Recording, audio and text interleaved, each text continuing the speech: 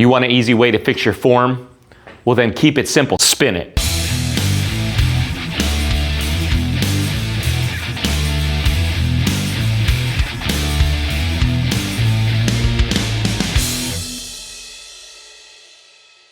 Hey DMD family, welcome back to the channel. Bunky here, and again, all affiliate links down in the description below. Salty Unicorn jerseys, which are awesome. I think he's running a sale right now, but my link gives you 15% off.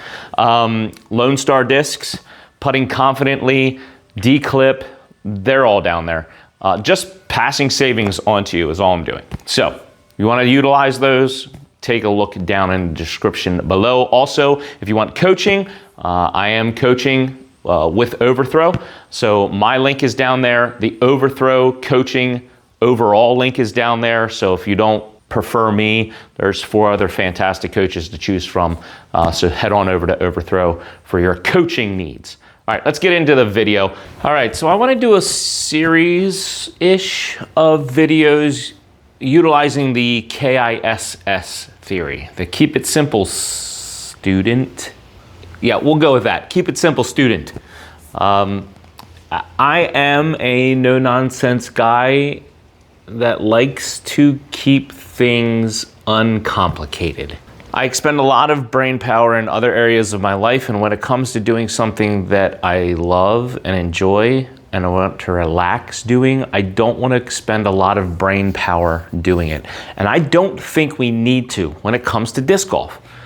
I'm just that type of coach. I like to keep things simple and easy.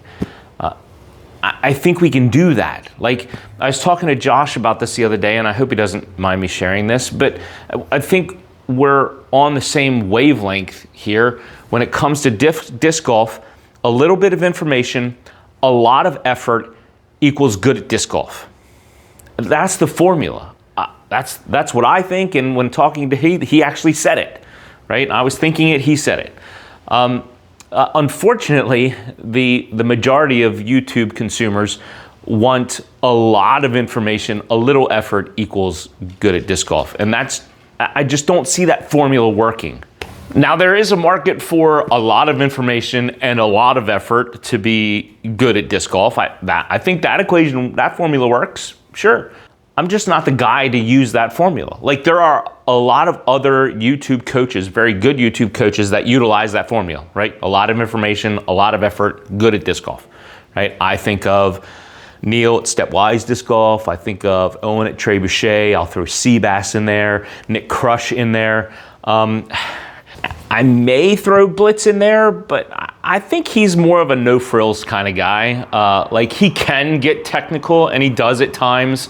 And I know he and Nick have really deep discussions about stuff, but I think he tends to be more no nonsense, no frills when it comes to his drilling and coaching style. But I don't know, maybe he can set me straight in the comments below, because every once in a while he watches my stuff.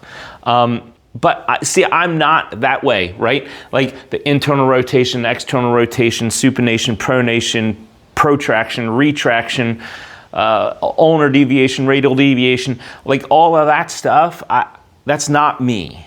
I just want to get into a certain position and practice how to get there most efficiently. And they'll argue that that's what they're doing. And that's great. And I agree and I understand. But for me, the best way to get there is the easiest way to get there, where I don't have to think about it a lot, right? So that's what I want to try to do with these next several videos, instructional videos, just implying that mindset, right? Just keep it simple, student, and let's get to it. If you have a disc and a mirror and 5 minutes, you can do this.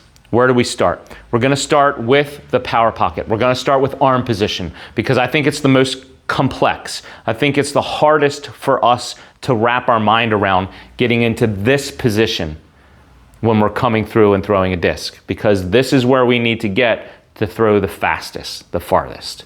So what does this look like? It looks like where we start, right? At least where I like to start, or where I like to coach to start, just like this. And if you think about the other golf, right?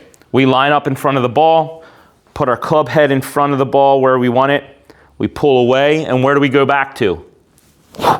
Right where we started. So we're putting the club head back to where it was originally. Why don't we do the same thing here? I get here, this is where I want my disc to be coming through my throw. I put it here, I go to my full backswing, and I get back here. So this drill will be a very simple drill to get us from starting position to full coil back to the pocket. Here we go. Ready? Get set up, feet shoulder width apart, but now I don't think about my legs at all. From here down doesn't exist. Get into my starting position. My elbow is up, right? We're fighting vertical collapse here. We want the elbow up and out in front of our shoulders. We're also fighting horizontal collapse here, okay? So right here, this is where we want to get to. So we're just gonna start here. K-A-S-S, start here, finish here. So we go from here to full coil. What does that look like? Turning my shoulders, putting my disc in about the same plane, maybe a little lower than where I started, right? Back shoulder above front shoulder, right? Remember from Josh's video. Off arm, wherever it feels comfortable. Okay? So we go from here to full coil. Looks like that. Okay? Want to see my back shoulder in the camera right now at full coil? And then where do I want to go? Back to my starting position. So we do this. Make sure my disc stays in front of my shoulders. My elbow is up and out in front of my shoulders. Look, I'm back where I started. How hard is that? There we go. And then do it as slow as you need to begin with to get back here. But then start picking up the pace and you'll be surprised how fast you can go and get back to where you need to get back to. And that's all it is. 5 minutes, a lot of repetitions, just doing that over and over again. Well, disc was up on that one.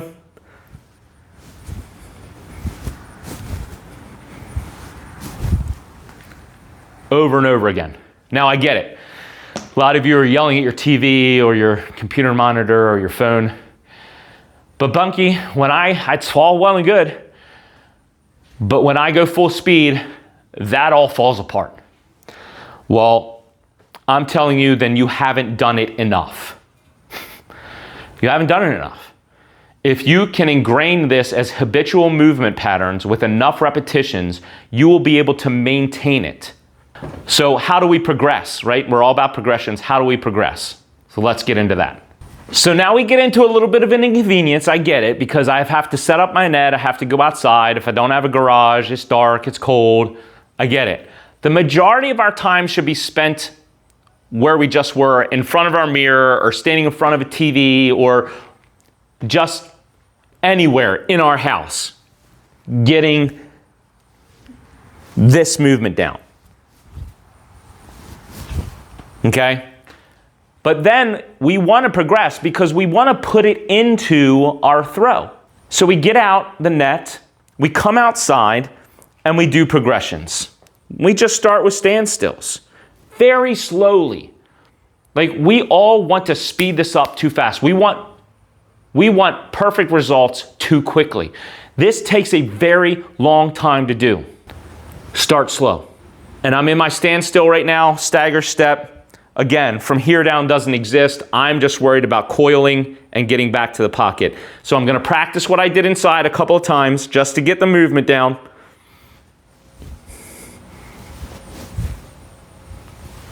And then throw. And then do it again. Next disc. Get the movement down. 1, 2, 3, throw. Slowly at first. That was probably too fast. I'm probably throwing too fast here, right? I get too eager. We need to slow down. We need to take our time. The problem with a lot of us is we want too many results too quickly. So we try to do too much at once. Take this off season and just do this. I know. You're like, there's so much I want to work on, but you're not going to be able to fix. If you try to fix it all, you're not going to fix anything. Fix one thing at a time. Take the off season and focus on one thing. And I promise you that if you take the effort and the time, dedicated, intentional, to this one thing, November, December, January, February, in March, when a lot of us start our tournaments back up again, this movement pattern will be so ingrained that you'll be able to do it full speed.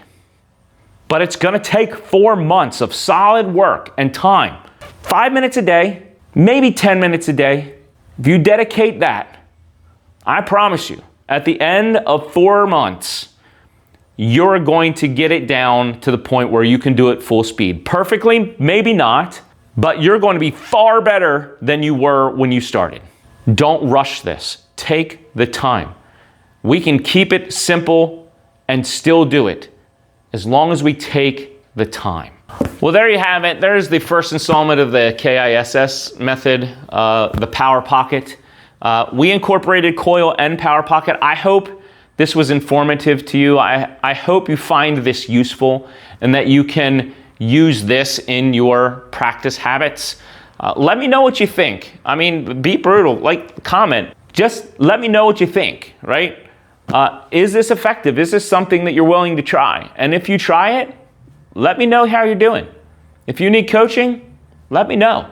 I'm willing to help out. If this kind of stuff intrigues you, reach out and let's work together to get you better at disc golf. Thanks for your support. Thanks for watching. It means the world to me. I love doing this and I love being helpful to people. So until next time, enjoy the journey. Here's your verse of the day.